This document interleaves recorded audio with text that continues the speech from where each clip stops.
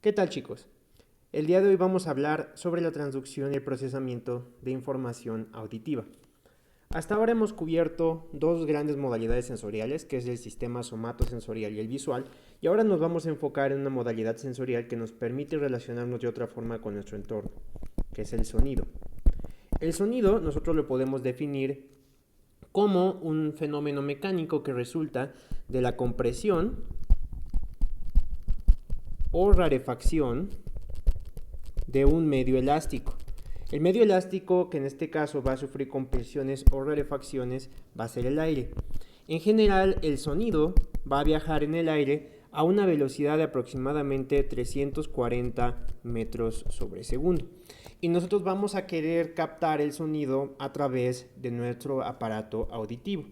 Nosotros podemos dividir funcionalmente nuestro aparato auditivo en tres secciones. Lo podemos dividir en un oído externo, en un oído medio y en un oído interno. Cada una de estas porciones del oído va a servir diferentes funciones para permitir la transducción de un fenómeno auditivo. Nuestro oído externo va a estar compuesto por nuestro pabellón auricular y la principal función del pabellón auricular va a ser la reflexión y la captura del sonido de una forma eficiente. Entonces, la forma en que está organizado el pabellón auricular está dado para que el sonido sea reflejado por sus diferentes estructuras y canalizado para que pueda ser proyectado directamente desde el oído externo hacia el oído medio. Entonces, tiene una función de recepción inicial y va a canalizar las ondas sonoras de un medio de mucho mayor amplitud a un medio concentrado de menor amplitud que se va a comunicar con el oído medio a través de la membrana timpánica. La membrana timpánica lo que va a hacer es que va a hacer una transducción inicial del estímulo desde un medio aéreo a través de un medio sólido. Esta transmisión aéreo-sólida es lo que va a llevar a la comunicación del sonido de la cavidad timpánica donde va a estar articulado el martillo y se va a dar a través de la transmisión del sonido en la articulación de los diferentes huesecillos auditivos. Generalmente nosotros vamos a tener la transmisión del estímulo sonoro a través de la membrana timpánica mediante la articulación del martillo, que va a estar directamente en relación con la membrana timpánica. Posteriormente, esta se va a ir hacia el yunque y el yunque va a hacer una última transmisión de sonido hacia el estapedio. El estapedio va a tener un proceso que va a estar articulado con la ventana oval, la cual se comunica directamente con nuestro oído interno. Entonces, nosotros vamos a tener primero una transmisión aérea hacia un medio sólido y posteriormente ese medio sólido lo va a llevar hacia el medio líquido que se va a dar en el oído interno. En el oído interno nosotros vamos a tener dos grandes estructuras, el sáculo y la cóclea, ¿sale? Sáculo, cóclea y los utrículos, ¿sale? Nosotros vamos a hablar del aparato vestibular en otro video, sin embargo en este nos vamos a enfocar en la cóclea. Entonces en el oído interno nosotros vamos a tener a la cóclea. La cóclea va a ser el órgano receptor por excelencia de nuestro sistema auditivo y es donde se va a llevar a cabo la transducción de los estímulos mecánicos que sean transmitidos de una interfaz aérea a una sólida y luego a una líquida para posteriormente ser una transducción mecanoeléctrica de nuestro estímulo sonoro. Para eso tenemos que entender un poco cómo se lleva a cabo o cómo está estructurada nuestra cóclea. Acá tenemos una visión general de lo que se encuentra en la estructura del oído interno. Tenemos el utrículo, tenemos el sáculo, los canales semicirculares, los cuales van a estar involucrados sobre todo en el sistema vestibular, que van a ser objeto de estudio específico en una clase más adelante. Mientras que nuestra cóclea, que es esta estructura en forma de caracol, va a tener el papel fundamental de llevar a cabo la transducción de los estímulos sonoros. ¿Sale? Si nosotros hacemos un acercamiento del corte de nuestra cóclea, vamos a ver que nosotros vamos a tener diferentes escalas. Tenemos una escala vestibular, una escala media y una escala timpánica. La escala vestibular y la escala timpánica van a contener un líquido que va a ser rico en una concentración de sodio y que se va a llamar perilinfa. Mientras que la escala media va a contener un líquido que se llama endolinfa y que característicamente va a tener una elevada concentración de iones de potasio. En la escala media nosotros vamos a encontrar a la membrana tectoria y asociado vamos a tener al órgano de Corti. El órgano de Corti es el que va a contener las células receptoras que van a favorecer la transducción de los estímulos auditivos que van a ser nuestras células ciliadas. Ahorita vamos a estudiar con más detalle a las células ciliadas, ¿sale? Y se va a encontrar también inferior al órgano de Corti la membrana basilar. La membrana basilar va a ser la que va a estar encargada de favorecer la transducción de los estímulos que se pasen a través de la ventana oval dentro de la cóclea a través de la escala media directamente mediante vibraciones hacia su transducción en las células ciliadas interactuando con la membrana tectorial. La membrana tectorial va a tener una característica específica y es que la membrana tectorial va a anclar a las células ciliadas y estas células ciliadas en general van a ser de dos tipos. Tenemos células ciliadas internas y células ciliadas externas. ¿Sale? Las células ciliadas externas van a ser las que van a estar ancladas a la membrana tectorial. Como vamos a ver en un momento, esto es lo que va a estar involucrado en la transmisión de sonido. Las células ciliadas internas son las que van a favorecer sobre todo la transmisión de sonido, mientras que las células ciliadas externas van a estar involucrados en la amplificación coclear, que ahorita también vamos a definir en un momento, ¿sale? Entonces, si nosotros hacemos un acercamiento todavía mayor a nuestro órgano de Corti, como podemos ver aquí, vamos a ver nuestra membrana tectorial y como había comentado hace un momento, esta membrana tectorial tiene ancladas directamente a las células ciliadas externas. Las células ciliadas internas van a reaccionar a cambios en la endolinfa por los movimientos que se asocien con la membrana tectorial, pero no van a estar directamente ancladas hacia él. El órgano receptor van a ser estas células ciliadas. Las células ciliadas, funcionalmente, van a tener dos porciones importantes. Los estereocilios, que van a ser prolongaciones de membrana, que son órganos móviles, y un quinocilio, ¿sale? En realidad el quinocilio generalmente deja de funcionar después de un tiempo, sin embargo en la fisiología tradicional se consideran que los dos van a estar activamente funcionando. Si nosotros vemos en microscopía electrónica cómo se llevan a cabo estos órganos o cómo se presentan estos órganos receptores, nosotros vamos a ver aquí nuestros estereocilios y nuestros quinocilios. Estas células receptoras, desde luego, van a tener una hendidura sináptica o un listón sináptico con el cual van a favorecer la neurotransmisión una vez que se haga aquí la transducción del estímulo mecánico hacia una despolarización que finalmente libere el neurotransmisor para que se pueda transmitir a través del octavo par craneal, ¿sale? Que va a ser el nervio vestíbulo coclear y que va a ser el que va a estar involucrado en llevar la porción auditiva de la transducción sonora, ¿sale? En general, estas células van a tener receptores de potencial o potencial de receptor, ¿sale? Y estos se van a presentar de acuerdo a cómo se lleven a cabo los cambios en las células ciliadas. Vamos a tener que cuando el estereocilio se mueve hacia el quinocilio, o sea, cuando tenemos un movimiento así, que ahorita vamos a ver con más detalle qué es lo que ocurre, nosotros vamos a tener un fenómeno de despolarización, ¿sale? En cambio, cuando nosotros tenemos un movimiento del quinocilio hacia los estereocilios, nosotros vamos a tener un fenómeno de hiperpolarización, ¿sale? Entonces, una pregunta importante de todo esto, pues tiene que ver con qué cualidades del sonido son las que van a hacer que se lleve a cabo una despolarización y cuáles que se lleve a cabo una hiperpolarización. Y para ello, primero tenemos que entender que nuestro oído interno va a responder preferencialmente a diferentes estímulos. Entonces, acá tenemos nosotros cómo se lleva a cabo la transducción desde nuestra membrana timpánica hasta a través de nuestros huesecillos y posteriormente por la ventana oval a través de las escalas vestibulares y timpánicas, ¿sale? Entonces, llega un estímulo sonoro, hace vibrar nuestro tímpano y se va a hacer una transferencia de la onda sonora en la vía aérea hacia la onda sonora a través de estímulo sólido mediante la transmisión ósea, ¿sale? Entonces nosotros vamos a tener una conducción ósea del sonido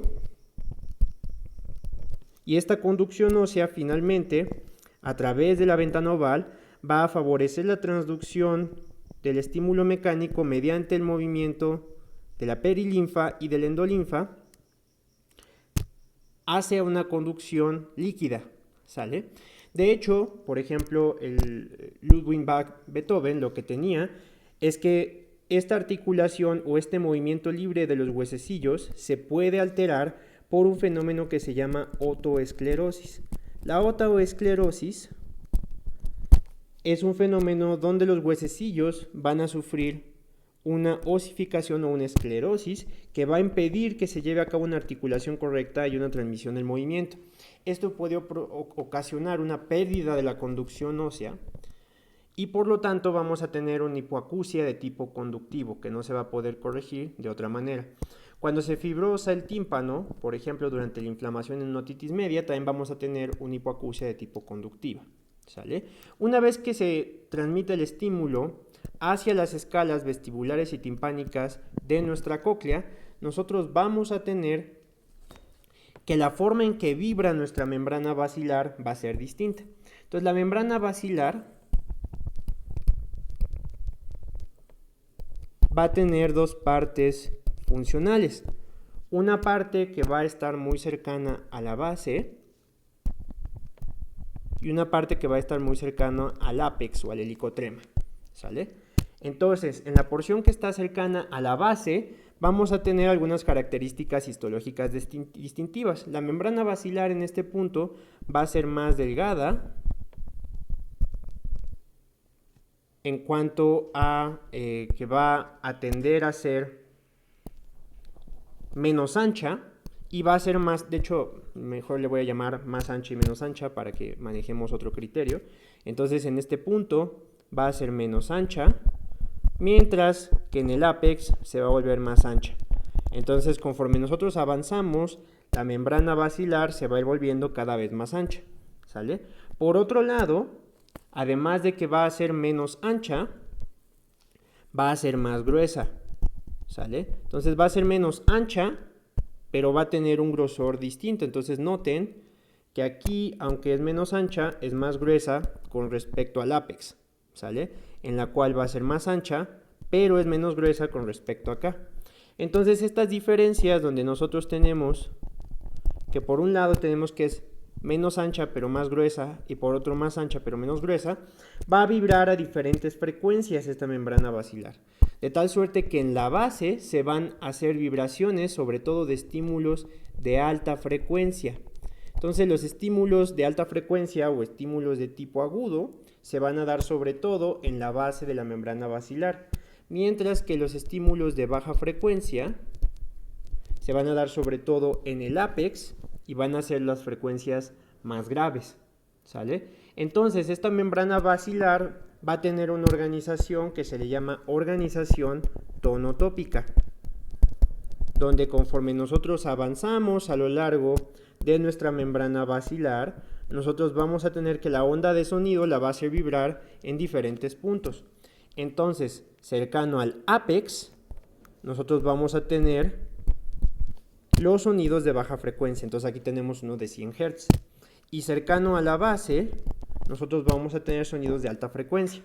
Entonces en la membrana basilar nosotros vamos a tener que los sonidos se van a descomponer en diferentes frecuencias y esta descomposición en diferentes frecuencias es la que va a permitir una descomposición inicial del estímulo sonoro, ¿sale? Como ya habíamos visto hace un momento, la membrana basilar va a estar asociada a células ciliadas y estas a su vez van a estar asociadas a una membrana tectorial. Entonces acá tenemos nuestra membrana basilar y va a vibrar a diferentes frecuencias. Ya vimos que mucho más cerca de la base va a vibrar a altas frecuencias y cercano al ápex va a vibrar a bajas frecuencias. Entonces, alta frecuencia, baja frecuencia. Y también nosotros vamos a tener que las células ciliadas, ya habíamos comentado hace un momento, se van a organizar en células ciliadas internas y células ciliadas externas. Entonces, aquí vamos a ver cómo se da esta organización. Entonces, las células ciliadas se van a organizar también en células ciliadas internas y células ciliadas externas. Cuando nosotros vemos las células ciliadas por microscopía electrónica, las células ciliadas internas tienen una organización más lineal. Las células ciliadas internas van a estar sobre todo involucradas en la transmisión del sonido. De hecho, las células ganglionares que inervan a las células ciliadas, en un 90% van a recibir transmisión de las células ciliadas internas. Son las que van a llevar a cabo la transducción desde el sonido hacia un potencial despolarizante que transmita la señal mecánica hacia un estímulo eléctrico. ¿Sale? En cambio, las células ciliadas externas no tienen una conformación lineal. Estas células ciliadas externas tienen una conformación como en V o en W, dependiendo cómo se les ocurre a ustedes. Por ejemplo, aquí parece más W, ¿sale? Estas células ciliadas externas van a tener algunas otras características de importancia. Estas van a tener primero diferencias en cuanto al tipo de neurotransmisión que utilizan. Las células ciliadas internas, por ejemplo, sobre todo, van a tener neurotransmisión mediada por glutamato, ¿sale? Mientras que las células ciliadas externas van a tener neurotransmisión por acetilcolina y por el péptido relacionado al gen de la calcitonina, entonces calcitonin related gene peptide, ¿sale? Entonces el péptido relacionado al gen de la calcitonina y la acetilcolina van a ser los neurotransmisores que usen las células ciliadas externas. Estas células ciliadas externas van a estar involucradas en la amplificación coclear, lo cual vamos a comentar en un momento más, y también van a tener un papel importante en la generación de potenciales evocados espontáneos. Entonces los potenciales evocados espontáneos son generados por las células ciliadas externas y por lo tanto van a servir un papel importante para la evaluación del tamiz neonatal para sordera congénita en los niños, ¿sale? Entonces ya vimos que vamos a tener una organización tonotópica en la membrana basilar, que las células ciliadas van a tener diferentes propiedades funcionales de acuerdo a si son externas o internas. Pero ¿cómo es que se lleva a cabo la transducción del sonido?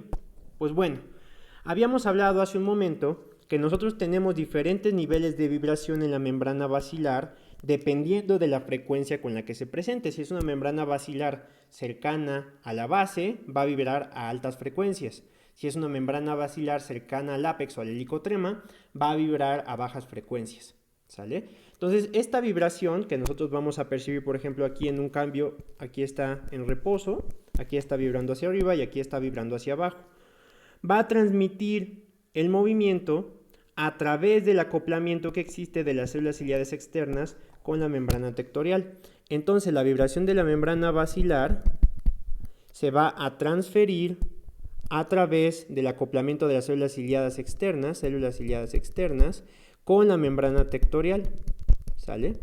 Y esto va a ocasionar un movimiento de la endolinfa hacia las células ciliadas internas. Entonces, este movimiento de la membrana tectorial mueve la endolinfa y este movimiento de la endolinfa estimula a las células ciliadas internas, las cuales van a llevar a cabo la transducción de los estímulos sonoros. ¿Y cómo es que se lleva a cabo esta transducción?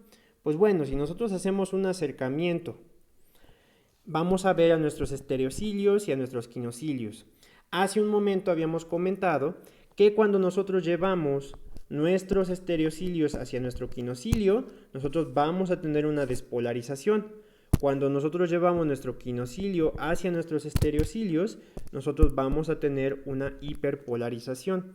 Y esto va a estar dado por la forma en que el estímulo sonoro se transmite a través de la endolinfa por la vibración de la membrana tectoria, ¿sale? Pero lo que subyace a este fenómeno es un fenómeno de transducción mecánica. Entonces nosotros vamos a tener una transducción mecánica donde el movimiento que genere la endolinfa sobre el estereocilio y los quinocilios, va a generar un potencial ya sea excitatorio postsináptico o un potencial inhibitorio postsináptico, ¿sale? Y esto, cuando nosotros lo vemos por microscopía electrónica, lo que se veía es que los estereocilios estaban acoplados con lo que parecía ser un resorte. Y pues bueno, cuando nosotros nos acercamos, vamos a ver que vamos a tener canales iónicos que van a ser mecanorreceptores, ¿sale? Y entonces estos mecanorreceptores van a ser canales que van a permitir el paso de diferentes aniones y cationes, ¿sale? Sobre todo se va a modificar un aumento en la conductancia al potasio, debido a que el endolinfa, ya habíamos comentado, tiene una alta concentración de potasio, ¿sale? Entonces, este pequeño resorte de compuerta es el que va a regular que se abra o se cierre. Entonces, cuando nosotros tenemos un movimiento de los estereocilios hacia el quinocilio, se van a jalar estos resortes y al jalar los resortes se va a favorecer la apertura de estos canales iónicos que van a favorecer la entrada de cationes y por lo tanto la despolarización de las células ciliadas, ¿sale? Cuando nosotros hacemos un acercamiento todavía mayor para ver cómo es que este resorte está funcionando, nosotros vemos que el resorte va a estar compuesto por dos unidades proteicas funcionales. Una va a ser la caderina 23 y otra va a ser la protocaderina 15, ¿sale? Entonces estas dos estructuras van a formar un resortito que cuando nosotros tenemos el movimiento de los estereocilios hacia el quinocilio, va a jalar a este complejo de canal y va a favorecer su apertura para permitir el paso de iones, ¿sale?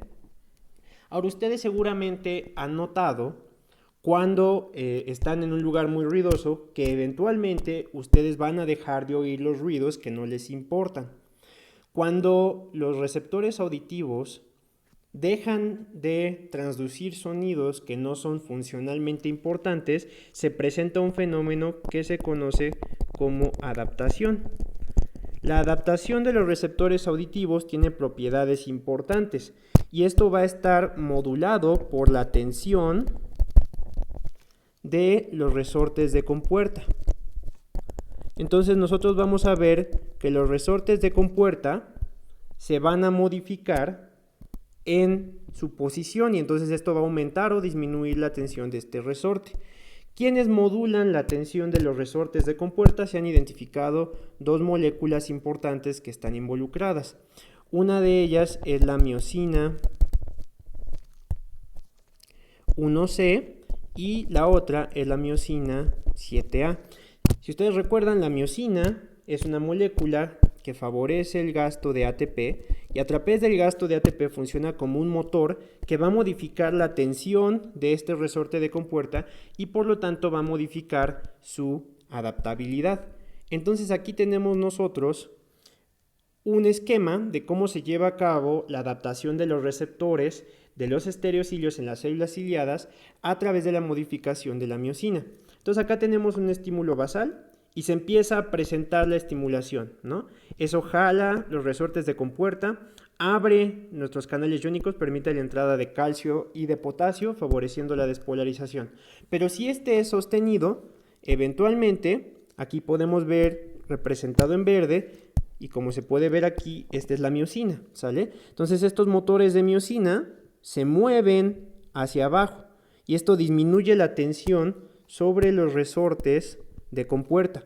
Al disminuir la tensión sobre los resortes de compuerta, se cierran las compuertas y a pesar de que los estereocilios estén hacia el quinocilio, no se van a abrir estas compuertas. A este fenómeno se le llama adaptación del receptor y se va a presentar cuando nosotros tenemos estímulos que no son funcionalmente importantes y en los que no nos queremos enfocar. Van a tener desde luego una modulación de porciones superiores del sistema nervioso central, que lo que van a hacer es que van a modificar este resorte de compuerta y por lo tanto van a cambiar el potencial del receptor aumentando el umbral para su activación, ¿sale? Entonces pasamos de este nivel de activación a este nivel de activación en el cual necesitamos un mayor estímulo para iniciar una despolarización, ¿sale? Entonces cuando nosotros evaluamos estos sistemas, nosotros nos vamos a encontrar con que la forma en que se lleva a cabo la transducción de señales tiene diferentes propiedades específicas. Antes de que pasemos a hablar de la sinapsis que se lleva a cabo mediante los fotorreceptores, me gustaría hablar un momento de la función de las células ciliadas externas. Las células ciliadas externas van a tener un papel importante favoreciendo la amplificación del sonido. Entonces, si nosotros simplemente hiciéramos la transmisión del sonido a través de las diferentes estructuras óseas, las estructuras líquidas y directamente hacia la vibración de las membranas basilar y tectoria y la transducción de las células ciliadas mediante sus estereocilios, nosotros no tendríamos tanta fidelidad y un rango tan amplio para poder discernir sonidos en tonos muy específicos. Entonces, la única explicación es que nosotros tengamos amplificación del sonido. Por mucho tiempo no se conocía la función de las células ciliadas externas. Hoy en día se sabe que las células ciliadas externas van a tener algunas propiedades específicas que van a favorecer la amplificación auditiva. Una de ellas se llama electromotilidad somática. La electromotilidad somática es una propiedad de las células ciliadas externas en las cuales las células ciliadas externas van a poder modificar su tamaño, no solamente su tamaño celular, sino también el tamaño de sus estereocilios. Esta modificación en el tamaño celular y en el tamaño de los estereocilios va a modificar su capacidad para amplificar el sonido, ¿sale? Lo que hoy se sabe es que este mecanismo de amplificación del sonido de las células ciliadas externas está dado por una proteína que se llama prestina.